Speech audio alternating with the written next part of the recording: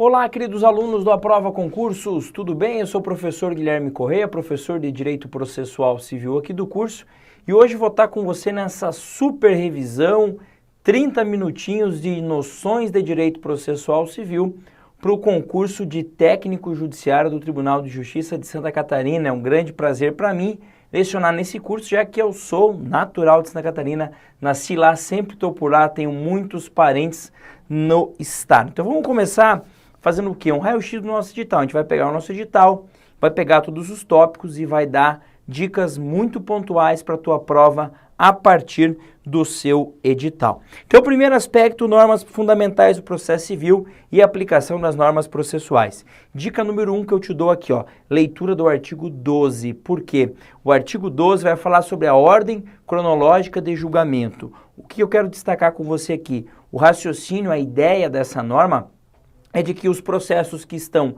há mais tempo conclusos com o magistrado, em primeiro grau para sentenciar ou em segundo grau para que seja elaborado um acórdão, devem ter preferência. Então, se eu estou com um processo desde o dia 10, ele deve ser sentenciado antes do processo que está comigo desde o dia 11 e assim por diante.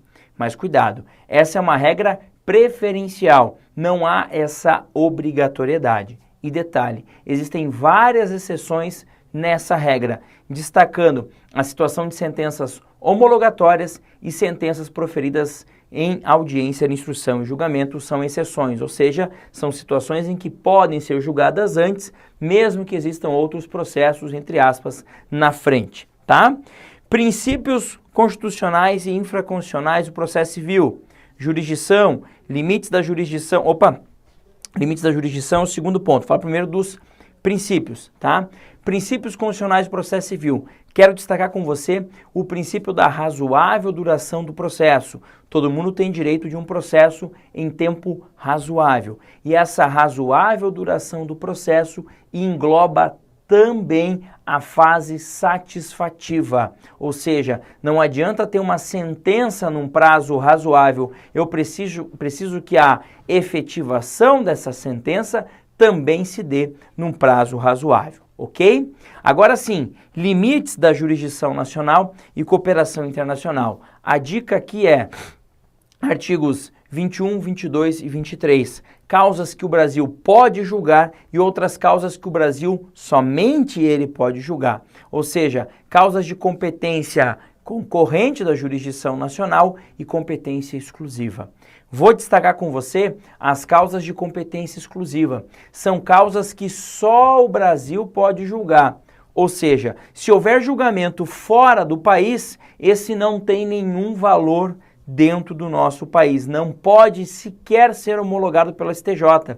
Quando eu tenho causas de competência concorrente, aquelas em que o Brasil pode julgar, mas outros estados também podem julgar, nessa situação, a decisão dada fora do Brasil pode ser homologada pelo STJ e surtir efeitos em território nacional. Agora, nas causas de competência exclusiva da jurisdição nacional, não, isso não é possível. As causas que são decididas nessa situação, elas somente podem ser julgadas pelo Brasil. Beleza? Agora, dentro dessa lógica, quais são as causas de competência exclusiva da jurisdição nacional? Só o Brasil pode julgar. Vamos lá. Ações envolvendo imóveis situados no Brasil. Imóveis situados no Brasil. E nas ações que discuta herança, testamento, divórcio, separação, dissolução de união estável, a discussão relacionada aos bens nessas ações, bens esses que estejam no Brasil, só podem ser julgadas pela jurisdição nacional. Beleza? Próximo item, competência, critérios de fixação e modificação, conexão e continência. Qual é a dica que eu te trago aqui? A dica é a seguinte: nessas causas em que você tenha, por exemplo, conexão entre duas causas, mesmo pedido ou mesma causa de pedir, você vai reunir as causas no chamado juízo prevento. O juízo prevento é aquele onde houve a primeira distribuição ou o primeiro registro da demanda. Em resumo, onde houve a primeira propositura da ação, ele torna-se prevento e a eventual reunião das causas ocorrerá neste juízo prevento. Agora eu pergunto para você, professor, eu sempre reunirei as causas no juízo prevento? Se reunir, sim, mas nem sempre eu vou reunir, porque se em um dos processos já houve sentença, não haverá reunião das causas. Beleza? Próximo item, sujeitos do processo, partes, procuradores, e ali segue, tá? Qual é a dica daqui? Quem pode ser parte no processo judicial? Anota lá para mim. Todo mundo pode ser parte. Qualquer pessoa física, qualquer pessoa jurídica, entes despersonalizados, como por exemplo um condomínio, o espólio, a massa falida, todos esses podem ser partes no processo. Agora, cuidado, os incapazes, eles precisam estar representados ou assistidos em juízo. Então, por exemplo, a Gabriela, minha filhinha, 1 ano e 5 meses, ela pode ser parte no processo judicial? Pode, mas ela precisa estar representada em razão da sua incapacidade absoluta. Beleza? Avançando. Ação, conceito e natureza, elementos da ação, cumulação da ação, requisitos para provimento do mérito. Esses requisitos para provimento do mérito aqui que o edital traz, na verdade é um certo equívoco, né? Ele está falando em requisitos para a análise do mérito, né? Porque para provimento do mérito vai depender muito da existência do direito, da existência de provas, é um outro problema. Mas o que ele quer falar aqui são as chamadas condições da ação. Então nós temos 2 condições da ação no novo CPC. O interesse processual, também conhecido como interesse de agir, e a legitimidade das partes. Lembrar que esse interesse de agir, ele pode ser existente somente pela declaração. Eu quero apenas que se declare se existe ou não uma relação jurídica. Eu quero apenas que se declare a forma daquela relação jurídica. Eu quero apenas que declare a autenticidade ou a falsidade de um documento. Eu posso me valer da ação declaratória para isso? Posso. Ou seja, o meu interesse ele pode se restringir apenas a isso, tá? Sobre os elementos da ação, dica importante, quais são? Partes, causa de pedir e pedido, tá? Sobre processo, conceito e natureza, espécies e pressupostos processuais, só quero lembrá-los que no nosso sistema nós temos o processo de conhecimento, onde eu vou reconhecer a existência de um direito e ele pode ser do tipo comum ou especial, tá? E nós temos também o processo de execução, que é o processo que visa a satisfação de um direito previamente reconhecido, tá? Dicas sobre juiz e auxiliares da justiça, tá? Cuidado, cuidado, o juiz ele tem que ser imparcial, tá?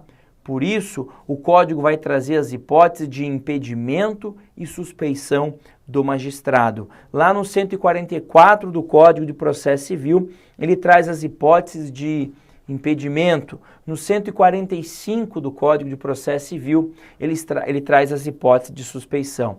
A diferença básica entre as duas é que o impedimento não preclui, a suspeição preclui. O que isso significa? O impedimento, em regra, eu alego no prazo de 15 dias após tomar conhecimento do fato que gerou o impedimento. A suspeição, eu também alego nesse prazo. Mas cuidado, se eu não alegar o impedimento nesse prazo, posso alegar depois. Posso alegar, inclusive, após o trânsito em julgado por meio de ação rescisória. A suspeição, se eu não alegar nesse prazo, eu não posso mais alegar, porque preclui o direito a esta alegação. Beleza? Ainda sobre suspeição e impedimento. Lembrar de uma hipótese de suspeição que muita gente esquece. O juiz tem amizade íntima com o advogado da parte. Uma coisa é ele ter amizade íntima com a parte, isso já era hipótese de suspeição, mas agora se o juiz é amigo íntimo do advogado da parte, ele também é suspeito para atuar no caso, tá? Sobre Ministério Público, Advocacia Pública e Defensoria Pública, a dica que eu vou dar aqui é uma dica comum aos três. São as prerrogativas que eles têm. Então, dentro do processo judicial, tanto o Ministério Público, como a Advocacia Pública, como a Defensoria Pública, têm a prerrogativa de serem intimados pessoalmente dos atos processuais. Ou seja, eles não são intimados via diário da Justiça. Cuidado, o advogado privado é intimado via diário da Justiça, certo? Certo. O advogado público não, é intimação pessoal por carga, por remessa, por meio eletrônico, tá? E a outra prerrogativa, o prazo em dobro para falar nos autos, salvo se for um prazo próprio para o ente, próprio para a entidade, específico para ela. Exemplo, a lei diz que o Ministério Público, nas hipóteses em que atua como fiscal do ordenamento jurídico, a atuação custos legis do Ministério Público, nessa situação ele terá o prazo de 30 dias para se manifestar após as partes. Esse prazo não dobra, porque esse prazo já foi criado na lei pensando no próprio MP. Agora, um prazo para recorrer de 15 dias, por exemplo, de uma sentença, é dobrado. Por quê? Porque o prazo de 15 dias não foi criado para o MP, foi um prazo para o recurso. E para o MP vai contar, então, de forma dobrada. Beleza? Tranquilo? Avançando ali, tá? Sobre ainda essas entidades, né? Advocacia Pública e Defensoria Pública. O que eu queria só finalizar? Muitos confundem a advocacia pública com a defensoria. A defensoria atua em defesa dos mais necessitados, essa é a lógica. A advocacia pública atua em favor da administração pública. Então, quando você tem lá um advogado do INSS, de uma autarquia, o advogado da União, o advogado de um estado, um advogado de um município, todos esses fazem parte da advocacia pública. Beleza? Avança ali. Atos processuais, forma, tempo e lugar, pronunciamentos do órgão jurisdicional, regime de invalidade, prazo, preclusão e comunicação dos atos. O que eu queria destacar em relação à forma dos atos processuais, eu preciso fazer um destaque com você aqui, que é a questão dos negócios jurídicos processuais e do chamado calendário processual. O que é isso? Negócios jurídicos processuais está previsto lá no artigo 190 da lei. Calendário processual está previsto lá no artigo 191 do Código. Negócio jurídico processual, as partes fazem, tá? Antes ou durante o processo. Claro, por meio de seus advogados, se quiserem fazer, ou as duas ajustam sozinhas antes mesmo de existir um processo, fazem isso em forma de contrato. Mas o que é o negócio jurídico processual? Professor, o negócio jurídico processual, eu explico para o senhor, é o seguinte: são flexibilizações, são modificações no procedimento. As partes ajustam regras diferentes de procedimento. O procedimento tem a regra X, mas para o nosso caso vai tramitar na forma Y. Isso é negócio jurídico processual. Entendi. Agora, qualquer parte pode fazer isso? Não. A lei vai dizer que para que seja possível a realização de um negócio jurídico processual, há necessidade de partes plenamente capazes e direitos que admitam autocomposição. Tá? E o juiz participa deles? Não. O juiz vai verificar se aplica ou não essas modificações. E ele não as aplicará quando elas forem abusivas, quando forem inseridas indevidamente, abusivamente, num contrato de adesão, por exemplo, ou quando as partes estiverem em situação de vulnerabilidade. Uma das partes é muito mais fraca do que a outra. Nesse caso, ele não aplica. E quando ele não aplica, ele aplica as regras antigas, as regras normais, as regras tradicionais do procedimento. Beleza? Tranquilo? Avançando um pouquinho, tá? Questão da partes, terceiros no processo, litisconsórcio, modalidade de intervenção de terceiro. Eu só queria destacar aqui uma nova modalidade de intervenção de terceiro, dentro do novo CPC, que é o incidente de desconsideração da personalidade jurídica, que muita gente se esquece, tá? O que é esse incidente de desconsideração da personalidade jurídica, professor? Do que é que você está falando? Isso daqui é um incidente que está dentro do processo para que eu possa atingir o patrimônio dos sócios de uma pessoa jurídica, no caso da desconsideração tradicional da personalidade jurídica, ou o contrário, quando eu posso atingir o patrimônio da pessoa jurídica por dívidas dos sócios. Lembrar que a desconsideração ou as hipóteses de desconsideração estão todas previstas no Código Civil, no Código de Defesa do Consumidor, no Código Tributário Nacional. Em resumo, as hipóteses são trazidas pelo direito material e não pelo direito processual. O que o direito processual faz tão somente é prever como ocorrerá, ou seja, o procedimento disso dentro do processo, mas não as hipóteses de desconsideração, tá? Tutela provisória de urgência e de evidência. Destaque aqui para a tutela provisória de urgência. Requisitos para sua concessão. Essa é a dica. Qual é a dica para conseguir uma tutela provisória de urgência? Ou melhor, quais são os requisitos para eu conseguir uma tutela provisória de urgência, professor? Quais são os requisitos para isso? Os requisitos são probabilidade de direito somado ao perigo de dano ou o risco ao resultado útil do processo. Então, eu tenho probabilidade do direito mais duas hipóteses. Risco ao resultado útil do processo ou o chamado perigo de dano, tá? A partir de uma dessas duas situações somadas à probabilidade do direito, é possível sim obter a tutela provisória de urgência, tá? Sobre formação, suspensão e extinção do processo, queria destacar uma hipótese nova de suspensão do processo, quando o único advogado do processo, homem, torna-se pai, ou a única advogada do processo torna-se mãe. Claro, a única não, a única da parte, né? Então eu tenho só um advogado do autor, e esse advogado virou pai, ou só uma advogada do autor e ela se tornou mãe, tá? Suspensão de 30 dias no caso da mãe, 8 dias no caso do pai. Professor, é meio injusto, né? Não vamos discutir isso aqui agora, é uma revisão só para te dar as dicas, tá? Isso está no 313 do Código, tá? Lá no artigo 313, inclusive com esses prazos de 8 dias para o pai e de 30 dias para a mãe. Beleza? Avançando aqui, a gente vai para o procedimento comum, petição inicial, improcedência liminar do pedido.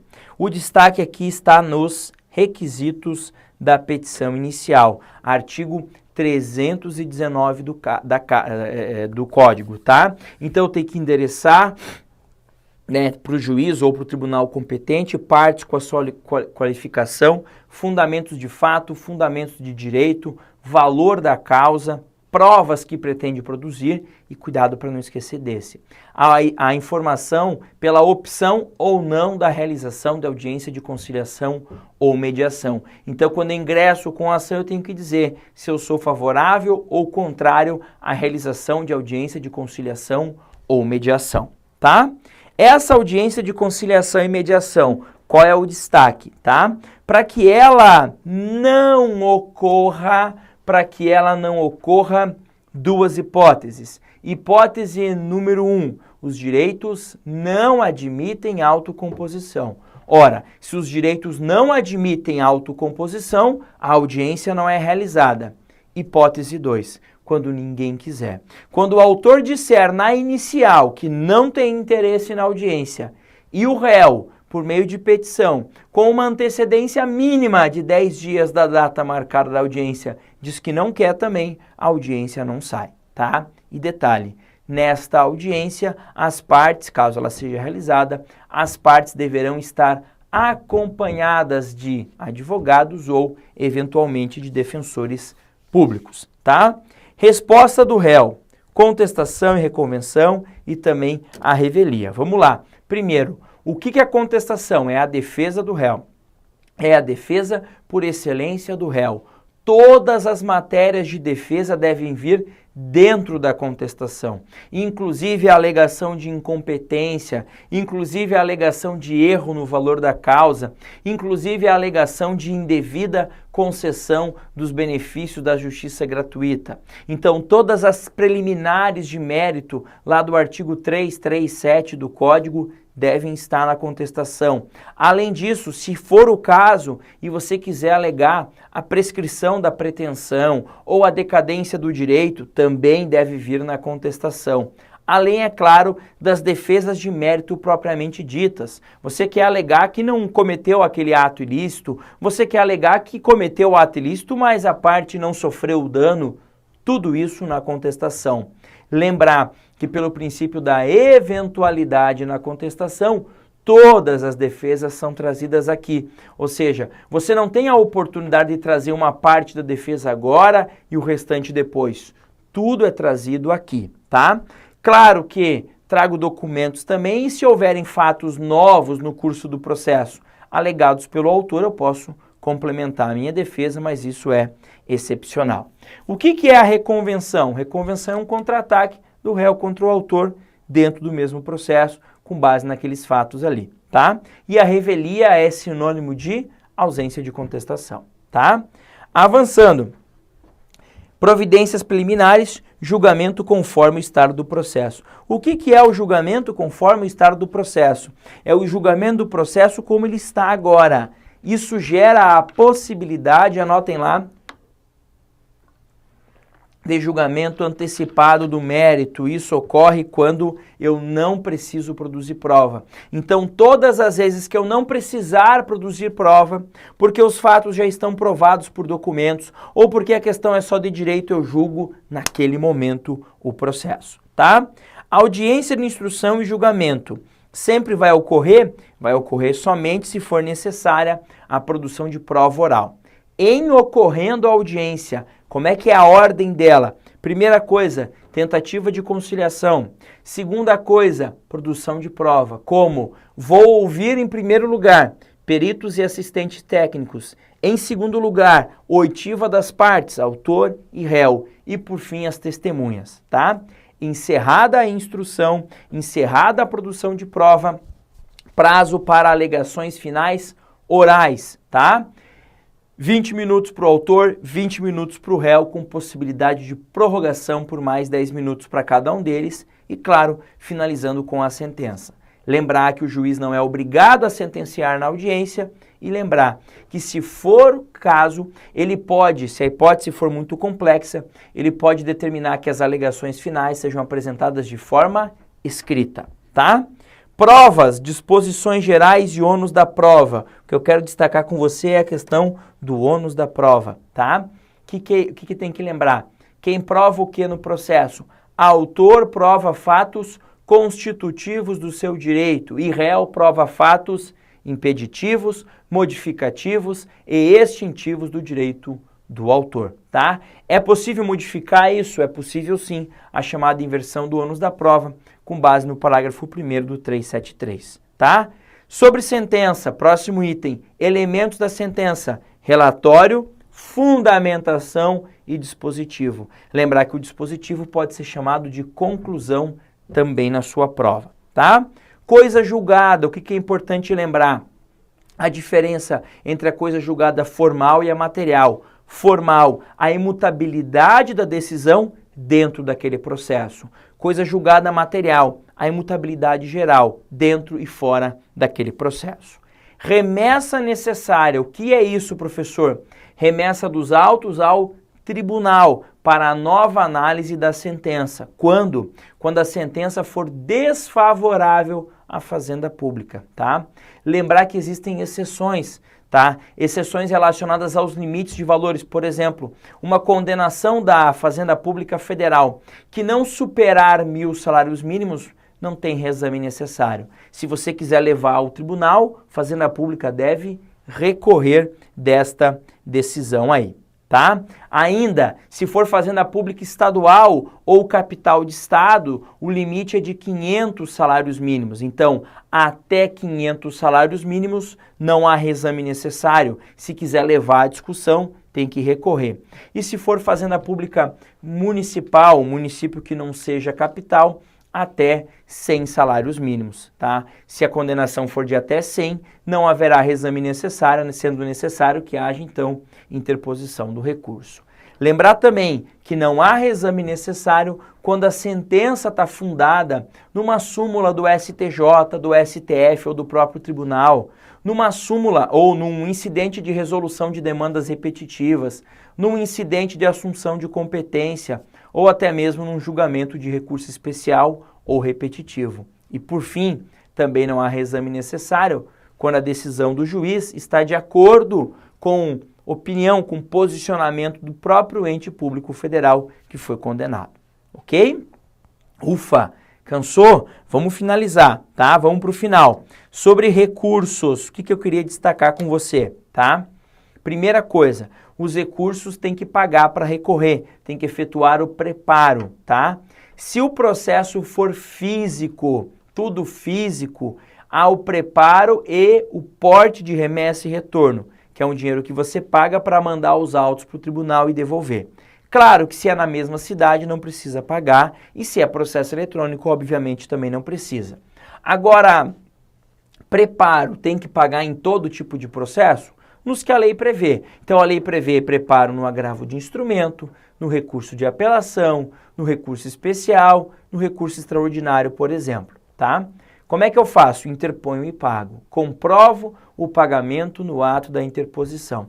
Professor, e se eu não comprovar o pagamento? Se você não comprovar o pagamento, ele te intima para pagar o dobro se você não comprovou nada. Se você comprovou menos do que devia, ele te intima para complementar o que ficou faltando, tá?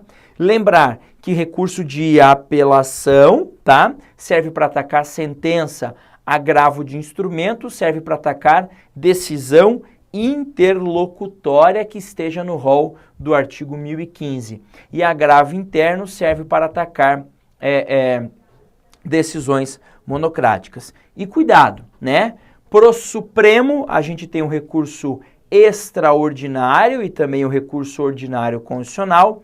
Para o STJ, a gente tem o recurso ordinário constitucional também e o recurso especial. Lembrar que tanto o recurso especial como o recurso extraordinário são recursos de estrito direito, ou seja, não admitem, não permitem a reanálise de fatos e provas, tá? Ação rescisória e outras demandas autônomas de impugnação. Ação rescisória, rescindir a decisão judicial, tá? Hipótese clássica que cai em prova. Professor, eu posso rescindir sentença dada por juiz incompetente? Pode, desde que seja absolutamente incompetente. Se for relativamente incompetente, não cabe ajuizamento da ação rescisória. Professor, eu posso entrar com ação rescisória de sentença dada por juiz impedido? Pode, mas só do juiz impedido. Não pode se o juiz for suspeito, tá? Só do juiz impedido, não pode se o juiz for suspeito. Beleza? E para fechar a execução. Na execução, o que eu quero que você mais lembre é do seguinte: se for um cumprimento de sentença, uma execução de uma sentença nos mesmos autos do processo, tá? O devedor é intimado para pagar o débito em 15 dias, sob pena de multa de 10% e de honorários de 10%. Não pagou, incide 10% de multa, 10% de honorários. Agora, num processo de execução de título extrajudicial, exemplo, professor, eu vou executar, por exemplo, um cheque, eu vou executar, por exemplo, uma duplicata, eu vou executar, por exemplo, uma nota promissória.